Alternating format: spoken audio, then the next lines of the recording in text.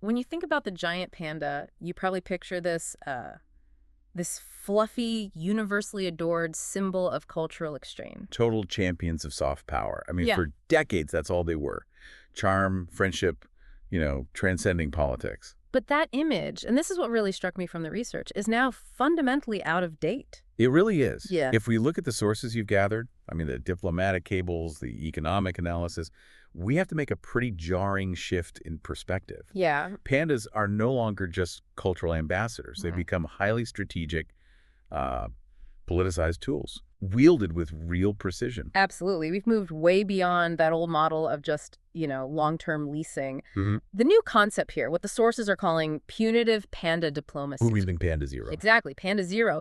It forces you to see these animals not as friends, but as, well, strategic indicators of political alignment. And what makes this so significant is the change in how it works. I mean, historically, getting a panda was a A reward. big diplomatic prize. Right. But now, it's the absence of the panda. When a lease is allowed to expire or an animal is recalled, that's the new message. It's a very visible but non-military soft sanction. So our mission in this deep dive is to really analyze that evolution. We want to show you exactly how China is using the recall or the non-renewal of these agreements as a calibrated form of pressure. And we have two perfect contrasting cases. We do. We're going to focus on Japan, which is facing that punitive Panda-zero scenario, and then the United States, which saw a temporary drought followed by a calculated recalibration. And looking at both really tells you a lot about the future of global relations and how soft power is getting, well, a much harder edge. Okay, so let's start with that core transformation. So the traditional model, this goes back to the 1980s, was basically a long-term commercial lease. A foreign zoo would pay China millions, supposedly for conservation and research. Right, it greased the wheels for trade deals, resource access. It was a win-win, really. Good PR, good for funding conservation. It was commerce wrapped in conservation fluff. But here's the crucial change, the thing our analysis really brings out. China is now using the specific action of not renewing a contract, or in Japan's case, even recalling animals early, as a sophisticated signal. A signal of deep diplomatic dissatisfaction. It's not a commercial asset anymore, it's a political instrument. Exactly. Think of it like a diplomatic temperature gauge.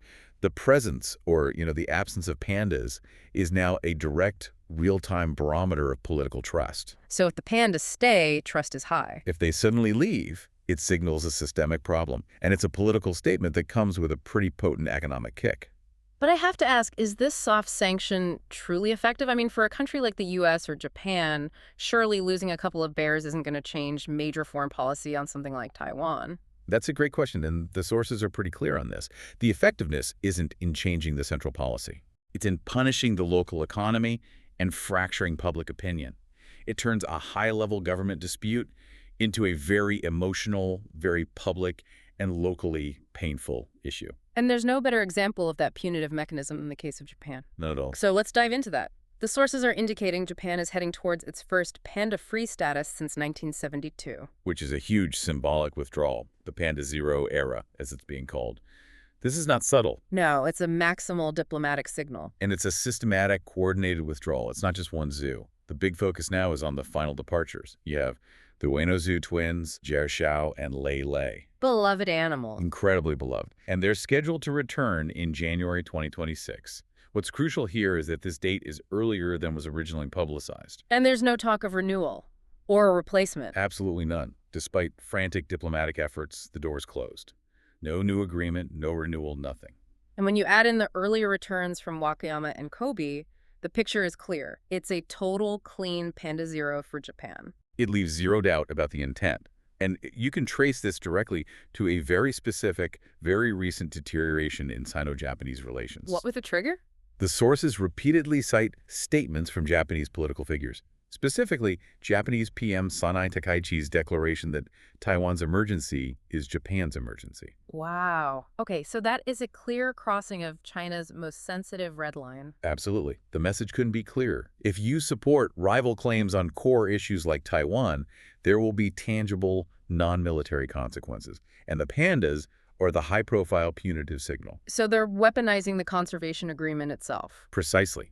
It's a brilliant move, in a way, because it forces the receiving country to just accept the stated reason, oh, better conservation back home, even when everyone knows the real reason is political. And while the emotional loss is one thing, the sources really underscore that the real power here is the massive economic impact. This isn't just about sad zoo visitor. Not at all. It's about measurable financial damage. The data on this is just stunning. Let's get into that. Okay, so the Ueno Zoo twins, Xiao Xiao and Lei Lei, in just 1 year, they generated an estimated 30.8 billion Japanese yen. 30.8 billion yen. What is that in US dollars? That is roughly 200 million US dollars. $200 million from two bears. That's not just ticket sales. No. That's the entire tourism infrastructure. Every surrounding restaurant, every souvenir shop, the hotels, the transport systems, all of it is riding the wave of panda fever. Losing that is an immediate and tangible hit for Tokyo. It shows that these soft sanctions, when they're applied to a deeply embedded cultural commodity, they have real financial teeth. It absolutely proves the strategy isn't just symbolic. It's designed to make that political friction felt acutely at the local and commercial level. It puts direct pressure on domestic politicians to really think about the cost of opposing Beijing. So Japan is the clear-cut case of the Panda-zero punishment. Now, let's pivot to the United States, because as you said, the dynamic there is much more intricate. It's a recalibration, not a total break. Right, the U.S. case is more complex. Yeah. And it really reflects the complexity of the current U.S.-China relationship itself. The tensions at the government level are arguably even higher than with Japan, but the strategy is different. What we saw was a temporary and very anxiety-inducing panda drought. Yes, but it seems China decided a total withdrawal from the U.S. was just too damaging to its long-term goals. And we definitely saw that initial withdrawal create a lot of panic. I mean, between 2023 and early 2024, as contracts expired, pandas were recalled from San Diego, Memphis, Washington. For a while there, Atlanta was the only one left, and then they left too. And it was widely seen as a direct result of rising tensions over trade and security. And that temporary drought served a purpose. It was a warning shot.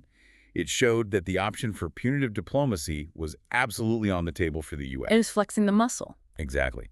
But the shift that came after is what makes this a recalibration. So what signaled that change? Where did the strategy shift? The key moment was late 2023. President Xi Jinping himself specifically hinted that panda cooperation would continue.